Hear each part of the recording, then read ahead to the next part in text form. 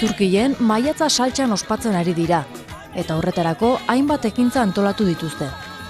Hauen artean, kultura nigeriarreko festa bat ospatu zuten.